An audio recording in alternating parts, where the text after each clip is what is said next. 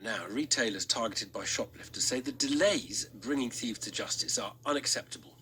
This comes as the BBC has been given figures that show the time taken to deal with shoplifting cases has risen by more than 80% in the last decade. The BBC's been looking at a series of criminals to see what their cases show us about the justice system, including one thief who took 10 months to face justice. And that was despite the fact the shops targeted by her tracked her down in days, as indeed did the BBC. Jim Connolly has been travelling the country to speak to shops impacted.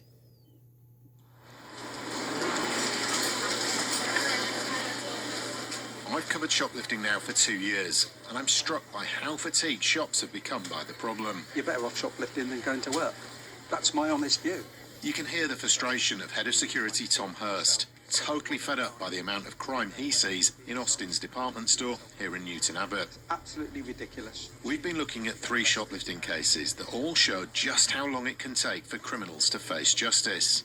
The thief that targeted Tom's shop knew exactly what she wanted to steal. Just all our jelly cats, and she would be looking, and a pram would be here, and she'd just pick a jelly cat up under the pram. He's talking about Chelsea Strange, a shoplifter from Bristol on a crime spree, hitting 5 shops across Devon, Somerset, Dorset and South Wales. She went straight back out through the main door, left here, and then went to the garden centre and did the same thing. It was planned. Strange sold the collectible toys online. Tom says we're all paying the price of crimes like this. Every time somebody comes in and steals something, at the end of the day that cost gets passed on. It took 10 months for her to face justice. Her solicitor said it was out of character and blamed her poor mental health.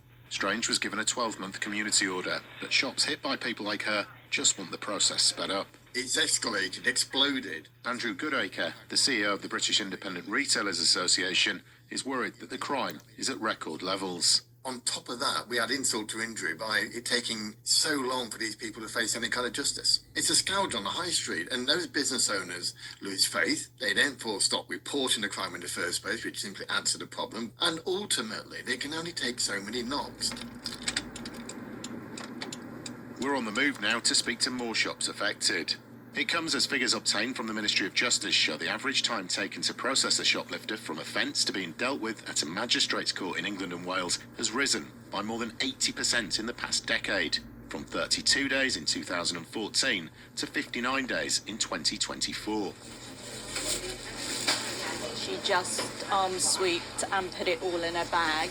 It's the delay getting justice that frustrates shopkeepers like Fiona here in Tenby in Pembrokeshire. And then to top it off, which really frustrated me, she grabbed a sandwich and then a cake on the way out and then left the building. She confronted Natalie Linton from nearby Pembroke after staff saw her stealing pre-mixed vodka cans and food in August last year. I shouted at her, "Oi, shoplifter!" And I said, "Everything that's in your beach bag is mine and I want it back."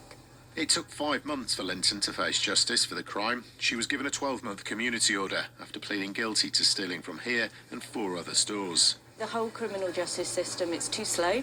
It's bureaucratic.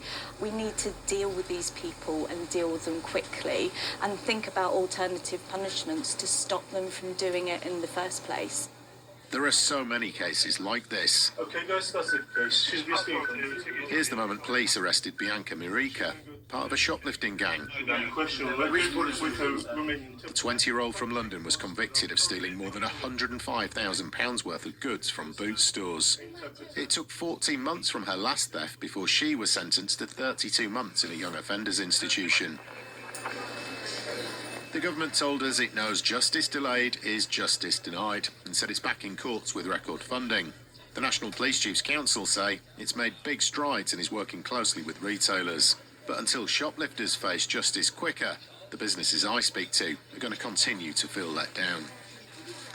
Jim Connolly reporting there.